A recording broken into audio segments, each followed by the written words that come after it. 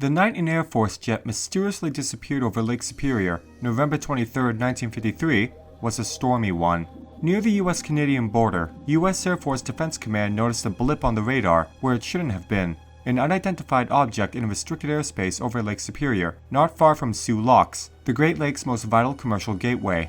An F-89C Scorpion jet from Truax Air Force Base in Madison, Wisconsin, took off from nearby Kinross Air Force Base to investigate, with 2 crew members on board. First Lieutenant Felix Moncla, who had clocked 811 flying hours, including 121 in a similar aircraft, took the pilot's seat, while Second Lieutenant Robert Wilson was observing radar. The men were not returned from their intercept mission. What followed, according to Donald Kao, the former Marine Corps naval aviator and UFO researcher who wrote about the incident in his 1955 book The Flying Saucer Conspiracy, was one of the strangest cases on record. Once airborne, Lieutenant Wilson had difficulty tracking the unknown object, which kept changing course. So with ground control directing the aviators over the radio, the Scorpion gave chase. The jet, traveling at 500 miles per hour, pursued the object for 30 minutes, gradually closing in.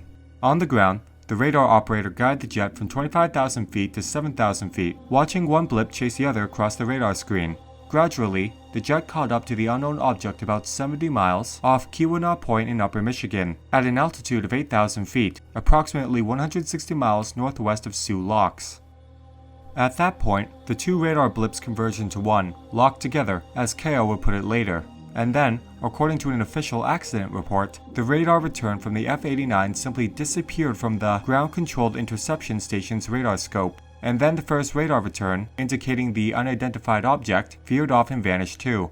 The United States Air Force, United States Coast Guard, and Canadian Air Force conducted an extensive search and rescue effort. No wreckage, no sign of the pilots, was ever found.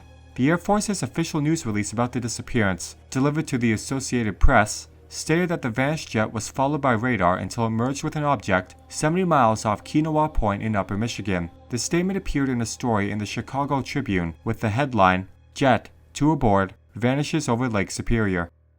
The Air Force soon retracted the statement and changed its story. According to the new statement, the ground control radar operator had misread the scope. In fact, the F-89 had successfully completed the mission, intercepting and identifying the UFO as a Dakota, a Royal Canadian Air Force C-47 aircraft, flying some 30 miles off course.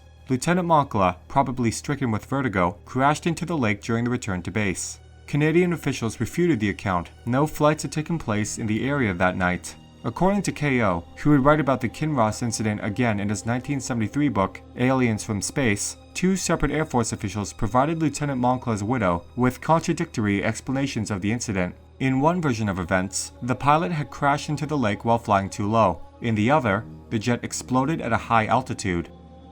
The case file from Project Blue Book, the Air Force's own UFO investigation team, reiterated the Air Force assertion that the jet successfully accomplished its mission, and that the crash was an accident, most likely caused by an attack of vertigo. It attributed the abnormal radar behavior to unusual atmospheric conditions, and deemed the inability to recover wreckage as understandable, given the deep water. Meanwhile, investigators from the National Investigations Committee on Aerial Phenomena discovered that any mention of the mission had been expunged from official records, and the Aerospace Technical Intelligence Center's official line on the case was, "There is no record in the Air Force files of sighting at Kinross Air Force Base on November 23, 1953. There is no case in the files which even closely parallels these circumstances." In the absence of a thorough and satisfying official explanation, civilian saucer groups, as Project Blue Book would call them, developed their own theories. According to one, the jet had crashed into the UFO's protective beam like a concrete wall. Others speculated that the jet may have been scooped out of the air and taken aboard a spacecraft, perhaps so the captured men could teach their alien captors the English language. In 1968, there were local newspaper reports of military jet fragments discovered near the shore of Lake Superior, but the find was never verified. In 2006, Adam Jimenez, claiming to be a representative of the Great Lakes Dive Company, corresponded with UFO bloggers and members of the UFO community. He claimed that not only had an airplane wreck been discovered in the area, but a metallic object resembling a chunk of a flying saucer as well. UFO researchers soon exposed inaccuracies in his story, and concluded that the Great Lakes Dive Company did not exist. Eventually, Adam Jimenez, too, vanished without a trace.